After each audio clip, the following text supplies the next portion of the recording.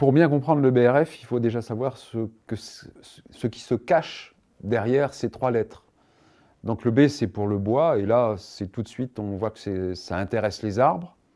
Le R, ça indique que ce sont les rameaux, et les rameaux, c'est le produit de l'année. C'est le rameau de l'année. Ça correspond à l'endroit, à la partie de l'arbre où il y a le plus de richesse.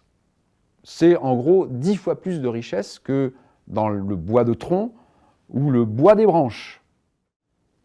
Alors ce F de fragmenté, et c'est sans doute l'aspect le plus visible de la découverte de ce phénomène, hein, du bois raméal fragmenté, on s'est aperçu que lorsqu'on coupe des rameaux en petits morceaux, ça permet le développement de la vie d'un monde qui est très présent, qui est le monde des champignons.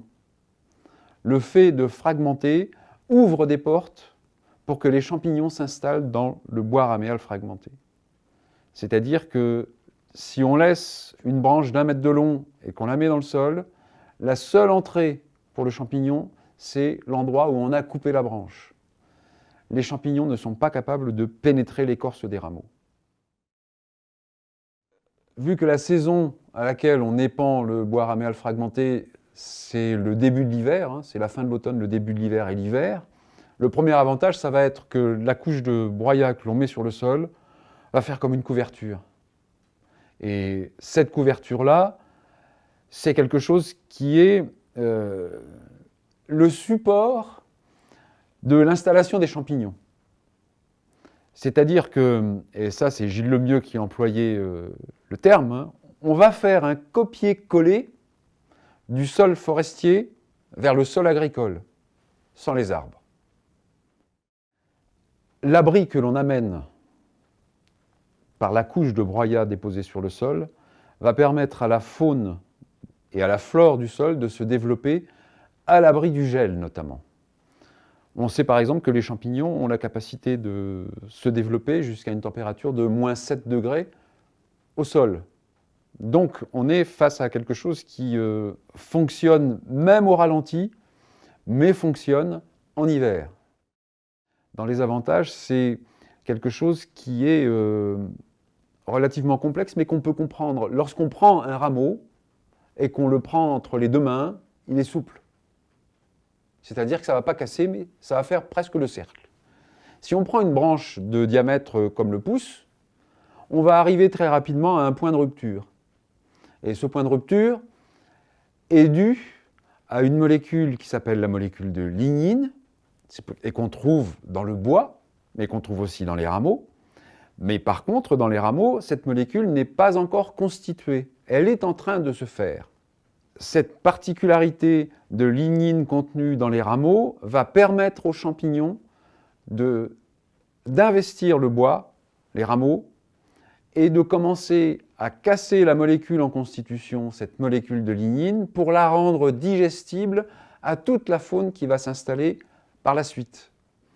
Un champignon qui trouve de la lignine non polymérisée, c'est-à-dire molécule encore ouverte, sécrète des enzymes qui vont ouvrir encore plus les portes d'entrée de ce mets qu'est la lignine non polymérisée.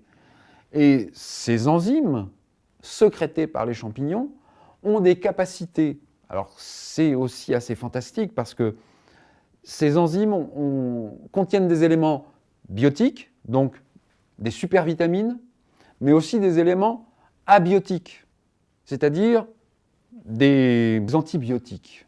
Voilà, donc des médicaments. C'est-à-dire que les éléments biotiques et abiotiques sécrétés par les enzymes des champignons qui mangent s'associent à l'humus qui va permettre à la plante d'avoir accès directement à l'armoire à pharmacie qui va lui permettre de répondre à une attaque fongique, une attaque d'insectes ou à une attaque parasitaire. Dans les avantages qu'on peut trouver, surtout quand on est producteur, hein, que ce soit maraîchage ou même arboriculteur, hein, ceux qui produisent des fruits, les avantages sont nombreux. Le premier, sans doute, c'est le problème de l'irrigation et le problème de l'eau. Et là, on s'est aperçu que le bénéfice net en pays africains, en pays sahéliens, c'est pratiquement 50% d'économie d'eau. Moi, j'estime que sur la ferme, je suis à 80% d'économie d'eau. Alors, ça représente un coût économique, mais surtout, ça représente une capacité à être indépendant, c'est-à-dire ne se servir que de l'eau qui tombe du ciel. Et que là, ça ne coûte rien, parce qu'on est quand même sur de la pluviométrie relativement importante. Le deuxième avantage, et là, ce sont encore des chiffres et des expériences qui ont été faites par l'intermédiaire de l'Université Laval, on est à minimum 150%, voire 160% de production ou de productivité en plus. C'est pas rien. Hein.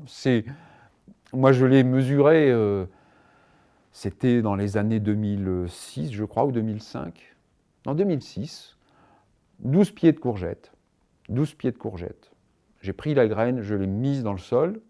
J'ai attendu que ça pousse, parce que je n'ai même pas arrosé, parce que le sol était suffisamment humide. Et lorsque la récolte a commencé, j'ai ramassé sur les 12 pieds de courgettes 160 kg de courgettes. Des courgettes qui faisaient, puisque je livrais un restaurant à cette époque-là, qui faisaient entre 20 et 25 cm de long. Semi-direct, uniquement la cueillette à faire. Dans les autres avantages, on peut noter, et c'est pas rien, parce que en agriculture, on est toujours obligé d'amener des intrants tous les ans, hein, en bio ou pas bio.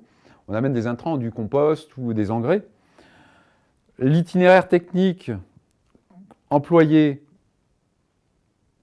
dans l'usage du BRF permet une indépendance du sol, c'est-à-dire une autonomie du sol, qui dure entre 4 et 5 ans sans apport de bois raméal fragmenté. Pour mettre en parallèle l'agriculture et le jardinage, qui pour moi sont la même chose en fait. Il faudrait absolument que l'agriculture devienne du jardinage. Au jardin, et ça c'est pour les incrédules, je dis faites un carré d'1 mètre sur 1 mètre, avec 3 à 4 cm d'épaisseur de broyat, et vous allez voir de vous-même comment ça fonctionne.